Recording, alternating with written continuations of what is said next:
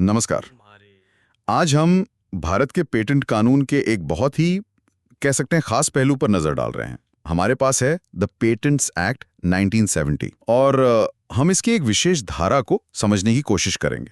नमस्कार। हाँ, बिल्कुल, ये दस्तावेज है पेटेंट्स एक्ट 1970 का और हम बात कर रहे हैं सेक्शन 4 की। ये सेक्शन ये साफ तौर पे कहता है कि परमाणु ऊर्जा से संबंधित आविष्कारों पर पेटेंट नहीं दिया जाएगा। परमाणु ऊर्जा मतलब एटॉमिक एनर्जी से जुड़ा कोई भी आविष्कार, उसे पेटेंट नहीं मिलेगा। ये तो काफी सीधी बात लगती है। हाँ, मतलब ऊपरी तौर पर तो सीधा ही है, लेकिन इसमें एक और पेंच है। ये नियम उन आविष्कारों पर लागू होते हैं जो एटॉमिक एनर्जी एक्ट 1962 है ना, उसकी धारा 20 के सबसेक्शन 1 के दायरे में आते हैं। अच्छा, तो मतलब पेटेंट कानून खुद नहीं बता रहा कि परमाणु ऊर्जा क्या है, वो कह रहा है कि ये जानने के लिए एटॉमिक एनर्जी एक्ट देखो। बिल्कुल, पेटेंट कानून यहाँ परिभाषा के लिए पूरी तरह से एक दूसरे विशिष्ट कानून पर निर्भर कर रहा है।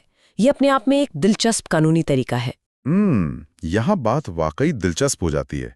तो ये सिर्फ एक पेटेंट का नियम नहीं हुआ, ये तो ये दिखाता है कि कैसे इंटेलेक्चुअल प्रॉपर्टी कानून देश की परमाणु ऊर्जा नीति से जुड़ा हुआ है। सही कहा। ये पेटेंट्स एक्ट का सेक्शन 4 इसी बात का एक उदाहरण है कि कैसे कुछ क्षेत्रों को राष्ट्रीय सुरक्षा या जनहित में इतना संवेदनशील माना जाता है कि उन्हें निजी पेटेंट एकाधिकार से बाहर रखा जाता है। मतलब सरकार ये नियंत्रण अपने पास रखना चाहती है। हाँ बिल्कुल। यहाँ 2 अलग-अलग कानून हैं, पेटेंट्स एक्ट और एटॉमिक एनर्जी एक्ट, और वो एक साथ मिलकर काम कर रहे हैं।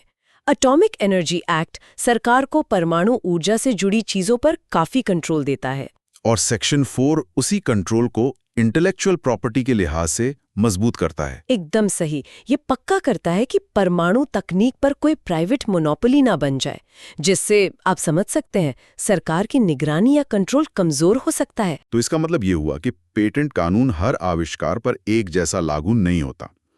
कुछ अपवाद हैं जो राष्ट्रीय प्राथमिकताओं को दर्शाते हैं। हाँ बिल्कुल, अपवाद तो होते ही हैं, जैसे वैज्ञानिक सिद्धांत या गणितीय तरीके, उन पर पेटेंट नहीं मिलता। भारत में पौधों, जानवरों या पारंपरिक ज्ञान पर भी कुछ रोक है।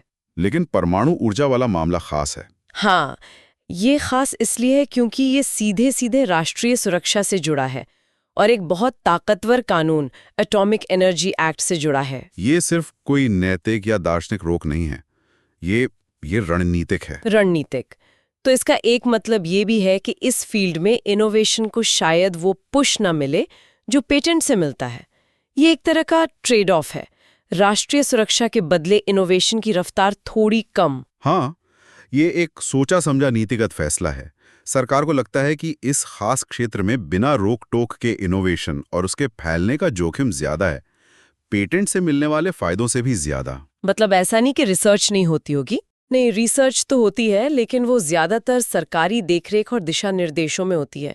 यहाँ इनोवेशन का मॉडल अलग है, वो कमर्शियल फायदे से ज्यादा देश के स्ट्रेटेजिक लक्ष्यों पर फोकस करता है। तो कुल मिलाके पेटेंट्स एक्ट 1970 का ये सेक्शन 4 सिर्फ एक नियम नहीं है, ये दिखाता है कि भारत का कानूनी ढांचा कैसे परमाणु ऊर्जा जैसे अहम क्षेत्र को कंट्रोल करता है, और इसके लिए वो पेटेंट कानून को एटॉमिक एनर्जी एक्ट से जोड़ता है। बिल्कुल सही। ये राष्ट्रीय सुरक्षा को बौद्धिक संपदा अधिकारों पर तरजीह देने का एक साफ उदाहरण है, और ये सब कानूनी तकनीक के जरिए किया गया है। ये बात सोचने में मजबूर करती है।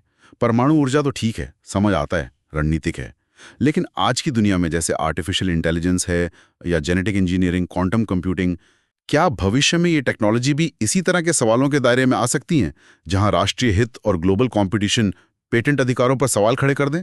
ये सोचने वाली बात है।